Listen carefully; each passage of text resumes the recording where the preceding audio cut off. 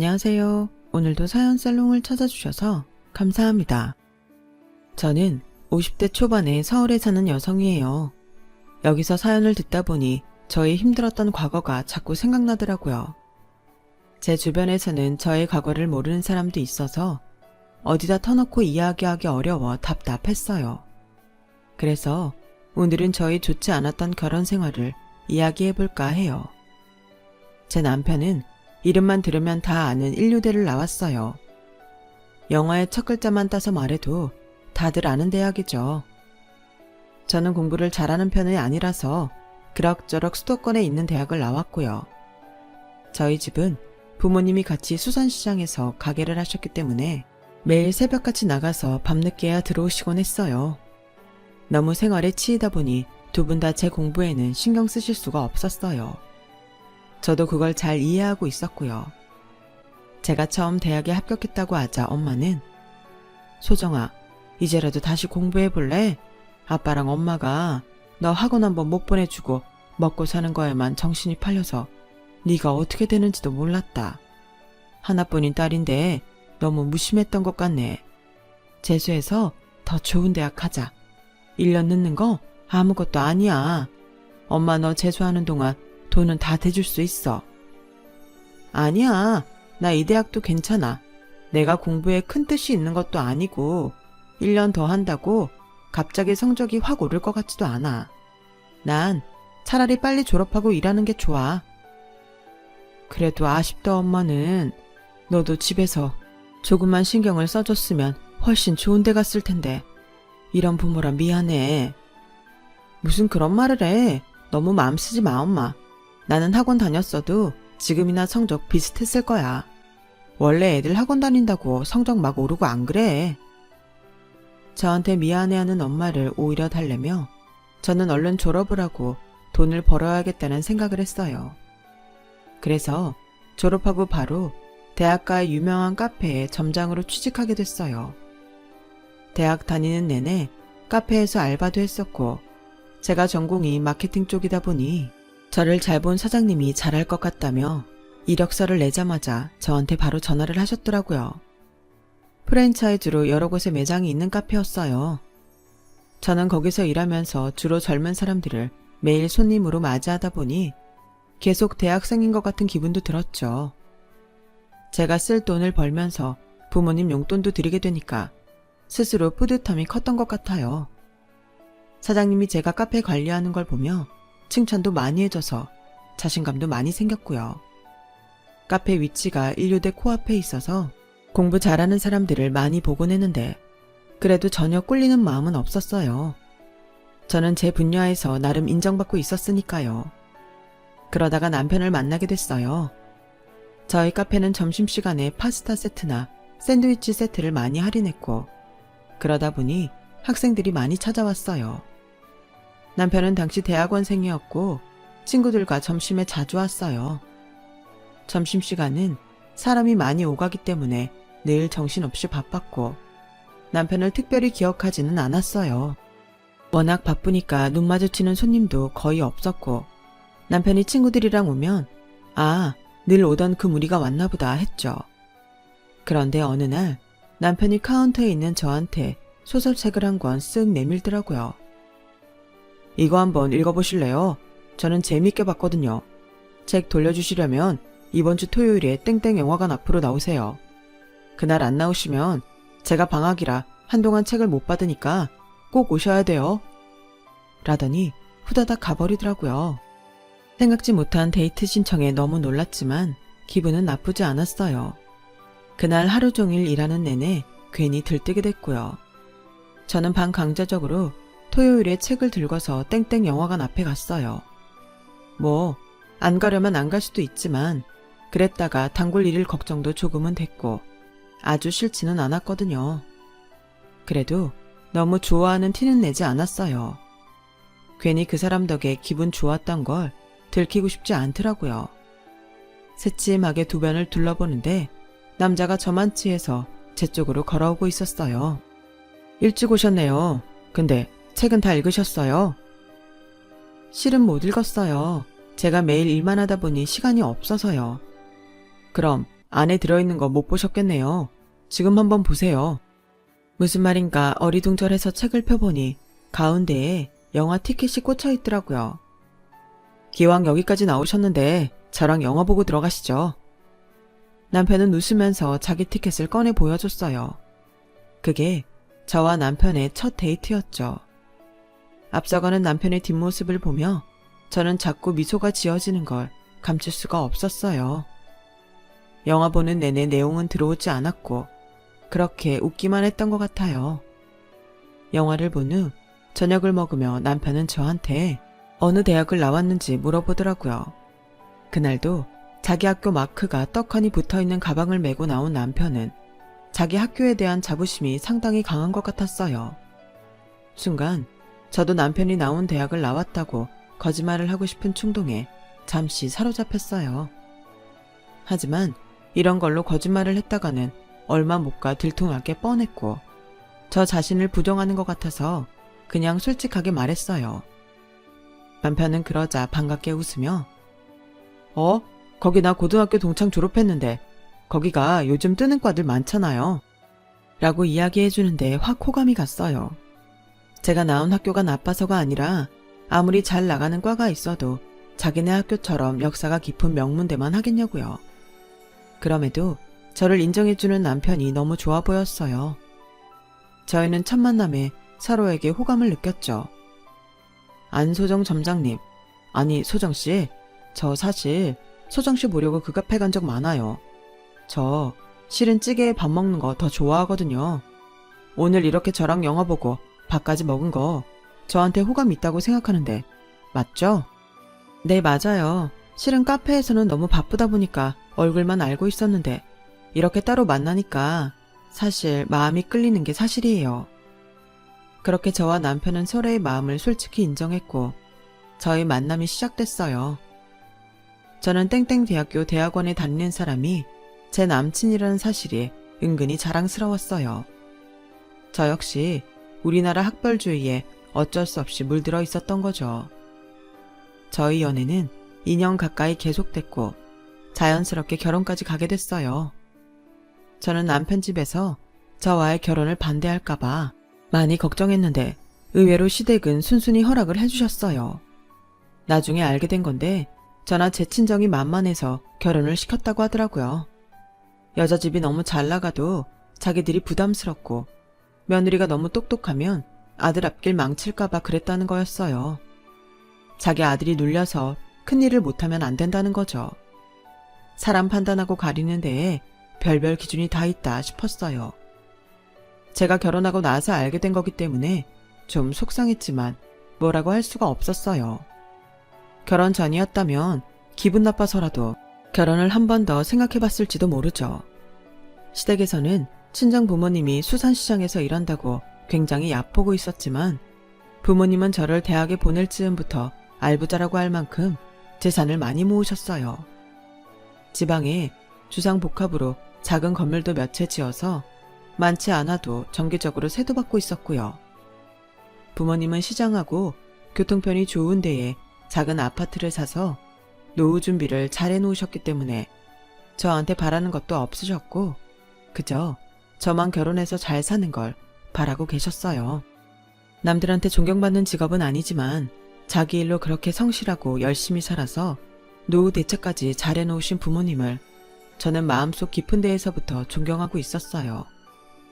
그런 친정 부모님에 비하면 시댁은 남들한테 보여주는 걸 더 신경 쓰는 사람이었어요.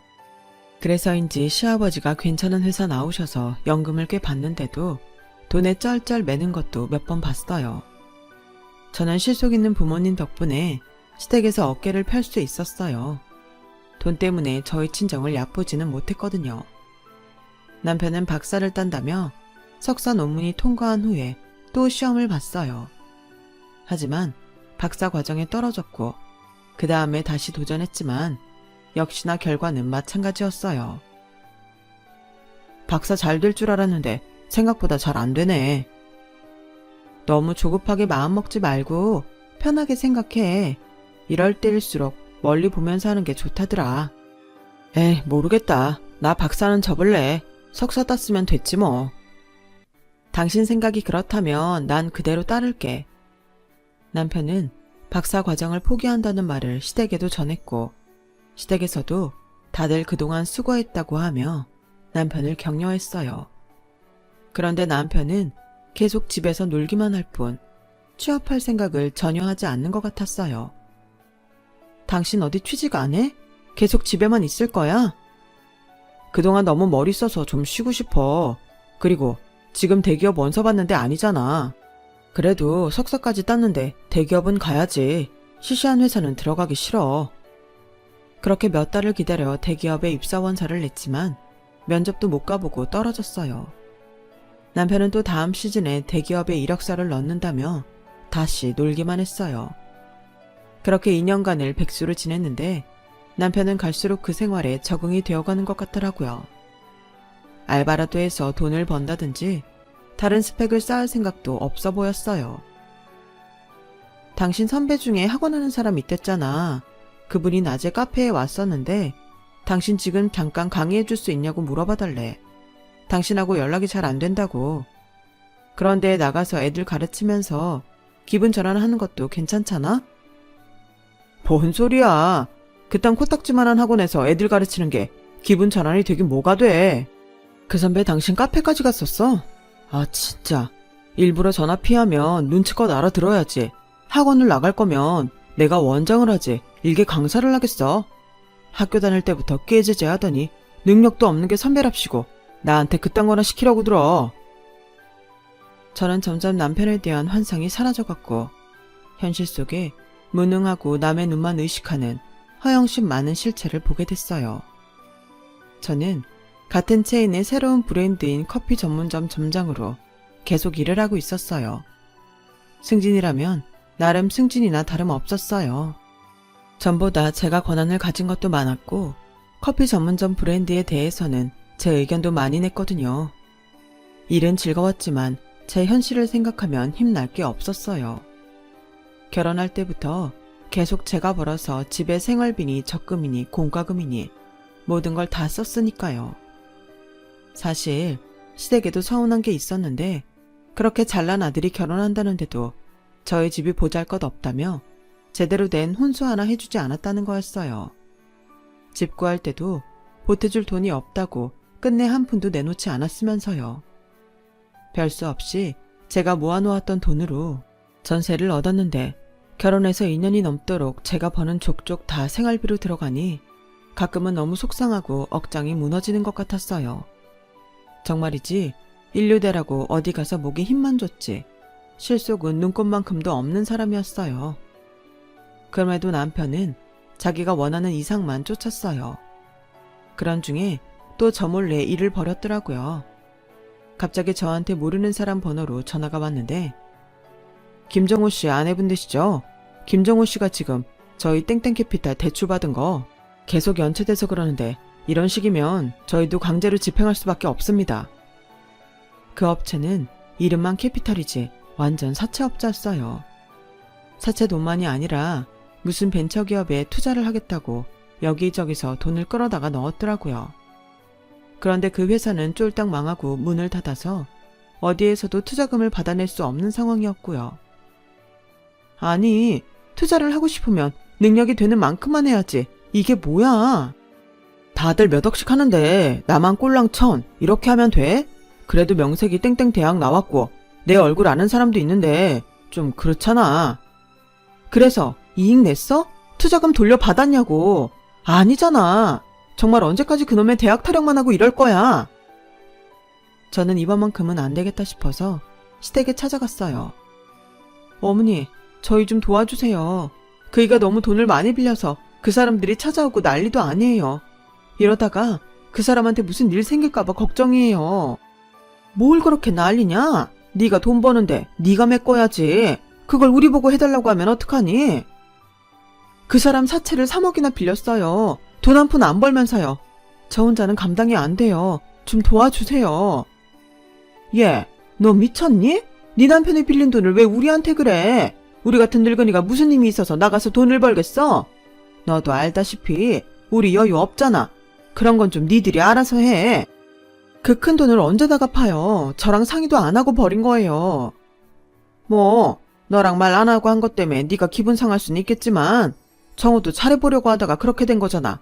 걔가 일부러 손해보려고 그런 일 했겠어? 남자가 그런 것도 해볼 수 있는 거지. 그런 거 갖고 너무 징징대면 될 일도 안 된다. 이번 일 가지고 정우 기죽이지 마라. 니네 친정 알부자로 소문났던데 돈도 믿지 않겠어?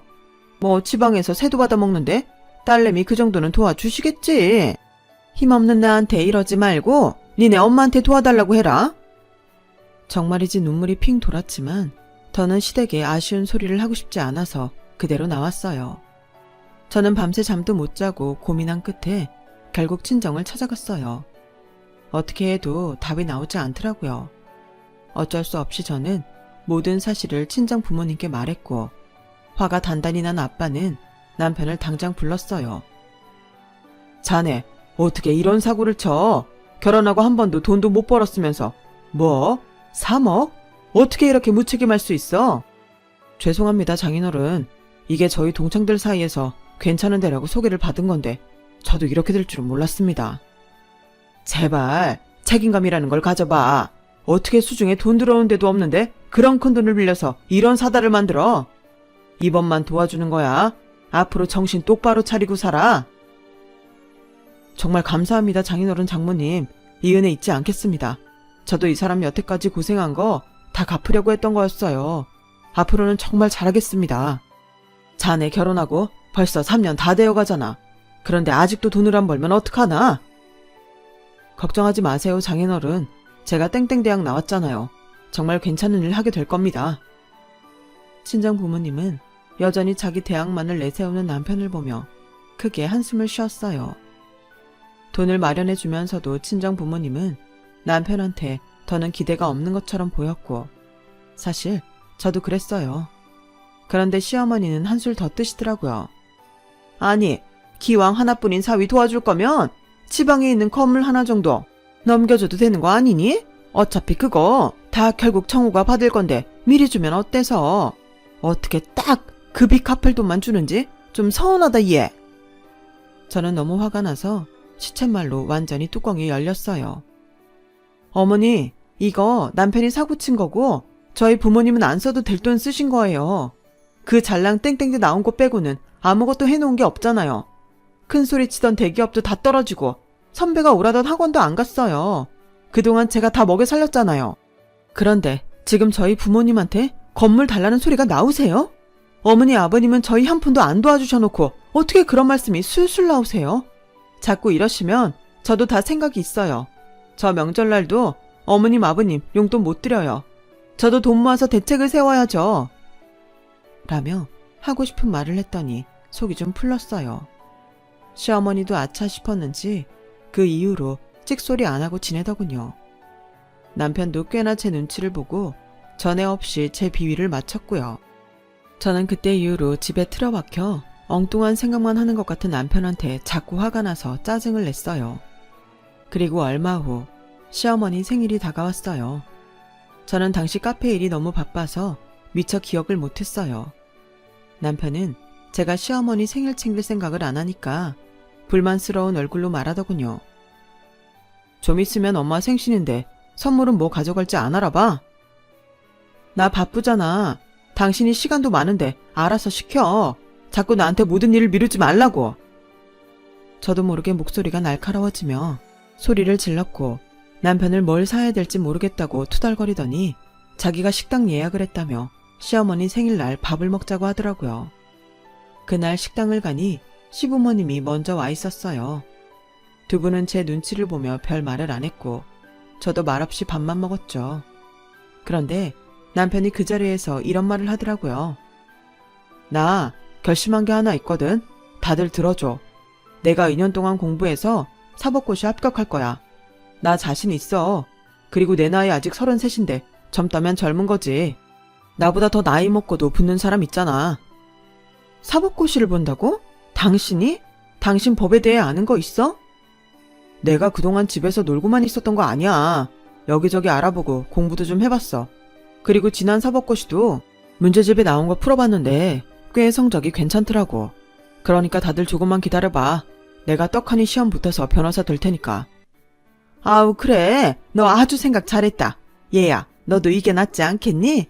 네 남편 변호사 되면 제일 덕 보는 건 너다. 우리 정호가 머리 하나는 좋잖아. 라며 시어머니가 찬성을 하자 시아버지도 그럼 땡땡 대학을 아무나 들어가나? 대한민국은 몇 % 수재만 가는 데 아니냐? 이제야 정호가 제 길을 찾은 것 같구나. 라며 맞장구를 치더라고요.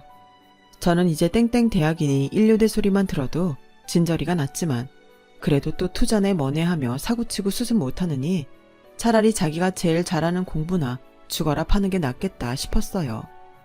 그래서 저도 알겠다고 했어요. 2년간은 정말 아무 생각도 안 하고 당신 공부만 할 수 있게 열심히 뒷바라지 할게. 하지만 떨어지고 나면 나도 몰라. 그때는 알아서 알바도 하면서 공부해야 돼. 걱정 마. 나만 믿으라니까. 나 내일부터 바로 공부 시작할 거니까 새벽에 도서관 갈 거야. 새벽 도시락만 준비해줘. 저는 남편 말대로 새벽마다 도시락을 싸고 그날 쓸 용돈을 놔두고 집에 나오는 생활을 시작했어요. 제가 항상 공부를 하는 건지 체크를 해볼 수는 없었지만 밤에 집에 갔을 때 방에서 열심히 공부하는 모습이나 문제집을 푼 흔적들을 보며 어느 정도 하고 있구나 짐작했죠. 제가 대충 보니 남편은 4시간 정도 자면서 정말 열심히 하더라고요. 하지만 2년 후 남편은 1차 시험에는 합격했지만 2차에서 떨어졌어요. 그 정도는 법대생들도 한 번쯤 떨어지니 다음에는 꼭 될 거라며 남편은 자신을 하더라고요. 하지만 해가 갈수록 남편은 더 시험을 잘 치르지 못했고 계속 떨어지기만 했어요. 그렇게 시간이 흘러 6년 가까이가 되었죠. 33이던 남편은 40을 코앞에 두게 됐어요. 그러는 사이 저는 딸을 낳게 되었고요. 남편이 공부해야 된다고 제가 진통하고 애를 낳을 때도 들여다보지 않아서 정말 섭섭했던 기억이 있어요. 시댁에서도 니네 친정이 알아서 잘 하지 않냐며 태어날 때까지 전화 한 통 하지 않았었고요. 하지만 그런 속상함과 서운함을 한 번에 씻어주듯이 남편은 마음을 앞두고 사법고시에 합격을 한 거였어요. 여보, 진짜 축하해. 노력은 배신하지 않는다더니 당신 노력에 진짜 빛을 발하게 됐네. 너무너무 고생 많았어 당신. 이제 당신 날개 달고 하고 싶은 거 다 하면서 살아. 고마워. 당신도 정말 고생했다. 나 뒷바라지 한다고. 이제 나도 우리 연자한테 떳떳한 아빠 노릇 할 수 있겠어. 그 말을 하는데 정말 눈물이 뚝뚝 떨어졌어요. 저 혼자 아이를 낳으러 갔던 게 확 떠올랐거든요. 당시에는 괜찮다고 스스로를 세뇌하며 병원에 입원했는데 사실은 다들 남편 손잡고 왔는데 저만 덜렁 누워서 친정엄마를 기다리던 게 굉장히 가슴 아팠던 거죠. 남편의 합격 소식은 양가 부모님들한테도 기쁨이 됐어요. 친정에서도 너무 좋아하며 남편한테 양복도 해주고 지갑이며 벨트에 구두까지 전부 명품으로 사줬죠. 우리 사위 앞으로 쭉쭉 잘 뻗어나갈 일만 남았네. 이런 날이 오느라고 그 고생을 했구나. 애썼다. 감사합니다 장인어른. 정말 귀하게 잘 쓰겠습니다. 시댁에서도 잔치를 하고 떡을 돌리고 난리도 아니었죠. 이제는 다 됐다 하며 저도 안심했고 4살 된 딸아이 어린이집에 데려다 줄 때에도 남편이 사법고시에 붙었다며 은근히 자랑도 했어요. 남편이 사법연수원에 들어갈 날을 앞두고 갑자기 시어머니가 제가 일하는 카페로 찾아왔어요. 이런 데서 일하는구나. 평생 여기에 있으면 무슨 희망이 있겠냐만. 그래도 먹고 사는 데는 지장 없으니까 여기 도장이나 찍어라. 라며 제가 일하는 곳을 깎아내리는 말을 하더니 대뜸 이혼 서류를 내미는 거 아니겠어요? 너무 어이가 없어서 말도 못하고 시어머니 얼굴만 바라봤죠. 우리 정호 더 크게 될 사람인데 어울리는 사람 만나서 새 출발해야지. 뻔뻔스럽게 내 아들 옆에 붙어있지 말고 좋게 끝내자. 마지막에는 좋은 모습 보여야지. 나 이날만 손꼽아 기다렸다. 네가 돈줄 벌고 친정이 건물 좀 있다고 유세 떠는 거 진짜 배알이 꼴려서 죽는 줄 알았다. 상스러운 것들이 상스러운 일도 돈 번 게 뭐 그리 잘했다고. 그것도 무슨 수백억이나 벌었으면 말을 안 해요. 아니 어머니, 지금 그게 말이 된다고 생각하세요? 어머니는 그렇다 치고 그이는요? 그이는 이거 알아요? 정호가 알고 말고가 중요해? 정호 앞날이 더 중요하지. 나랑 애 아빠가 정호한테도 이혼 생각 있는지 슬쩍 물었는데 뭐 싫다고 방방 뛰지는 않더라. 그런 거 보면 걔도 그동안 속에 맺힌 게 많았다는 뜻 아니겠니? 이건 어머니가 저한테 강요하실 일 아닌 것 같아요. 일단 그이하고 제가 이야기를 해볼게요. 갑자기 이혼이라뇨. 그 사람이 사법고시 붙었다고 이렇게 하시다니 정말 너무하시네요, 어머니. 너무한 건 너야. 네 주제에 감히 변호사 와이프라니? 너 꿈깨. 집에 가서 남편한테 따지니 남편은 우물쭈물 하더라고요. 아니, 이혼은 너무 심하지. 좀 아니지 않나 싶고. 그러게, 당신도 어머니한테 조금만 잘하지 그랬어. 화가 나셔서 그런 거 아닐까 싶네. 지금 그게 말이야, 방구야. 내가 뭘 잘못했는데? 당신 용돈 다 대주고, 내가 다 벌어서 먹여 살리고, 애 낳으러도 혼자 가고, 그런 게 잘못이야? 아니, 뭐, 좀 사근사근 했으면 사태가 달라지지 않았을까 하고. 그걸 지금 말이라고 해? 저는 소리를 빽 질렀고 그 바람에 딸아이가 울기 시작했어요. 저는 제대로 싸우지도 못하고 아이를 달래서 재우느라 애를 썼어요. 그 후 시어머니는 매일같이 계속 저를 찾아와서 이혼하라고 난리를 쳤어요. 저는 오기가 나서 도장을 못 찍어주겠다고 했죠. 어머니, 저 그렇게 순순히 이혼 못해요. 연지는 무슨 죄예요? 연지 곧 유치원에 갈 나이예요. 그이도 이혼 생각은 안 한 것 같은데 왜 저희 부부를 갈라놓으시려는 거예요? 너 눈치 보면서 우리 아들이 얼마나 고생했는 줄 알아? 너 혹시 위자료 받으려고 그러는 거냐? 네, 그런 거라도 받아야겠네요. 그리고 눈치요? 제가 무슨 눈치를 줘요? 저 사람이 한 건 생각 안 하세요? 그래, 위자료 주마. 우리 정우 새 출발하는데 그깟 거 네 손에 쥐어주마. 대신 연지도 네가 키워야 된다. 연지 때문에 우리 아들 발목 잡힐 일 만들면 안 돼. 네가 계속 버텨봤자 좋을 거 하나 없으니까 그런 줄 알아. 저는 너무 억울하고 속상해서 하늘이 무너진 것 같았어요. 제가 그토록 노력해서 지킨 결혼 생활이 이렇게 허무하게 끝나나 싶어서 딸아이를 붙들고 울기만 했죠. 그리고 며칠 후 남편이 샤워를 하는데 남편 휴대폰으로 계속 전화가 오더니 문자가 왔어요. 저는 혹시 급한 연락일까봐 휴대폰 문자를 살펴봤죠. 그런데 정말 기가 막힌 말이 써 있었어요. 땡땡 청사 방호원 합격자들은 내일 오전 8시까지 집합. 저는 이게 무슨 말인가 싶어서 방호원이라는 걸 찾아봤어요. 그랬더니 정부 청사에서 근무하는 경비원을 방호원이라고 하더라고요. 설마 남편이 방호원에 합격하고서 사법고시 합격했다고 하는 건가? 그럼 사법고시 문자는 뭐지?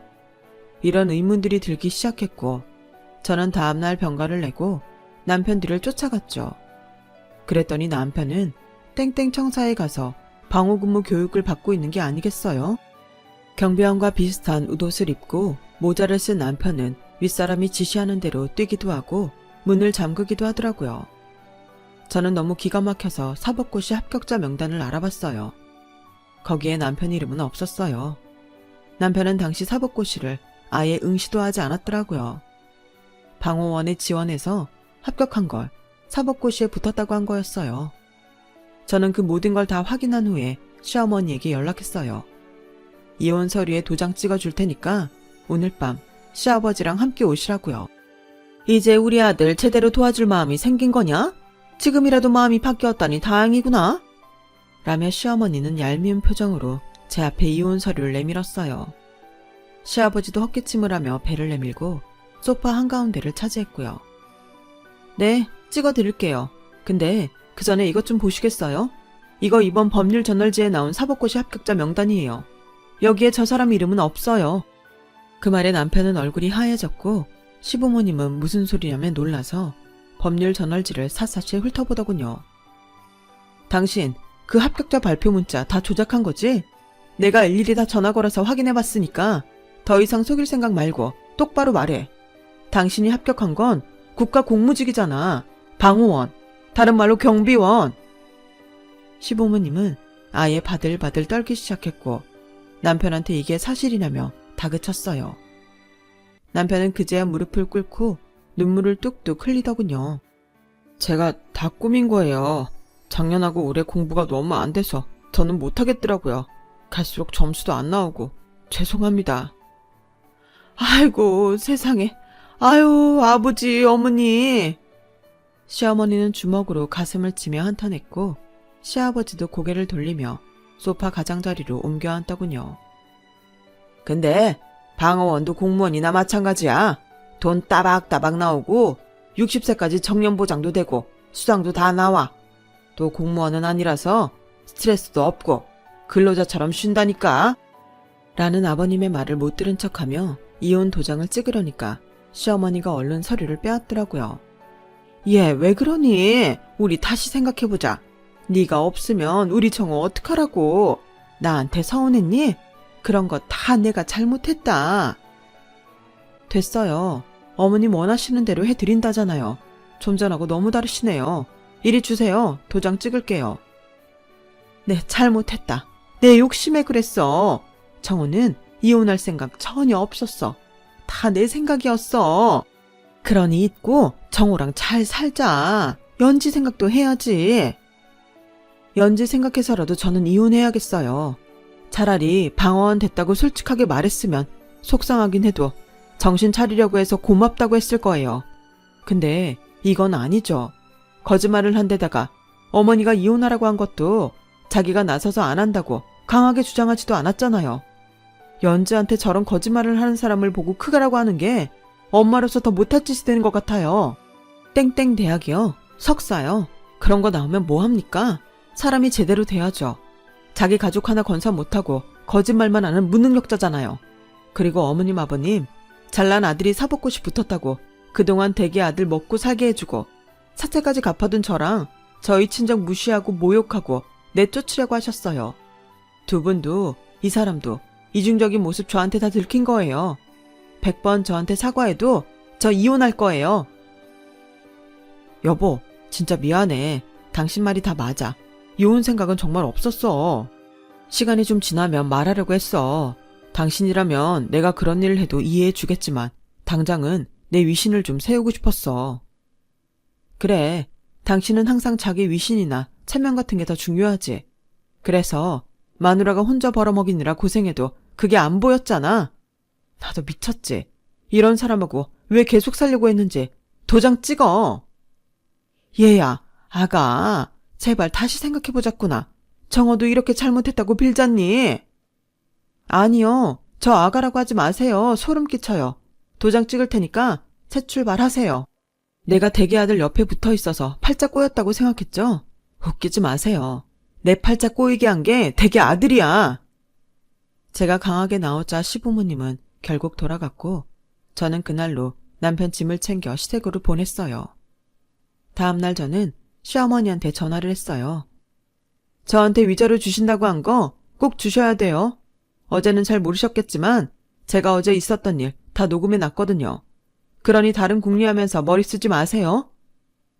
그렇게 저는 이혼 소송에 들어갔고 시댁에서 아이를 빌미로 어떻게든 이혼 안 하게 만들려고 별수를 다 썼지만 제가 녹음한 내용과 그동안의 남편의 행태 그리고 제 수입이 월등히 많다는 점 등이 다 고려돼서 재판은 제가 승소했고 남편은 저한테 막대한 위자료를 물게 됐어요. 남편과 이혼하면서 저는 제 카페를 차리게 됐어요. 그동안 대형 커피 전문점에서 일했던 노하우를 살려서 제가 원하는 카페를 만들기로 한 거죠. 남편은 위자료에 우리 부모님이 갚아줬던 3억까지 물어주라는 판결을 받아서 평생 돈을 갚으며 살게 됐고요. 그러느라 지방에 내려가서까지 일용직을 한다고 하더군요. 시댁은 집을 팔고 작은 데로 옮겨갔고요. 그렇게 이혼하고 지금까지 혼자서 아이를 키웠고 그 아이가 곧 고등학생이 된답니다. 아이 역시 아빠에 대해서는 안 좋은 기억만 있다며 어떻게 지내는지 알려고 하지도 않더라고요. 가끔 시어머니가 아이를 찾아가서 아빠랑 같이 산다고 하라는 둥 꼬셨나 보던데 그때 딸아이가 아주 당차게 아빠나 할아버지 할머니는 보고 싶지도 않다고 했다네요. 딸에게까지 그런 상처를 남겨서 얼마나 미안한지 모르겠어요. 지금의 저는 카페는 젊은 매니저에게 맡기고 바리스타 교육도 하고 다른 사람들 창업도 도와주며 살고 있답니다. 남편이 없지만 딸과 친정 부모님과 행복하게 잘 살고 있어요. 제 이야기는 여기까지예요. 끝까지 들어주신 분들 모두 건강하시고요. 매일 행복하시고 좋은 일만 있기를 바랄게요. 감사합니다. 여러분, 사연 댓글에 응원과 현명한 조언 부탁드려요. 좋아요와 구독은 저에게 큰 힘이 됩니다. 오늘도 좋은 일 가득하세요.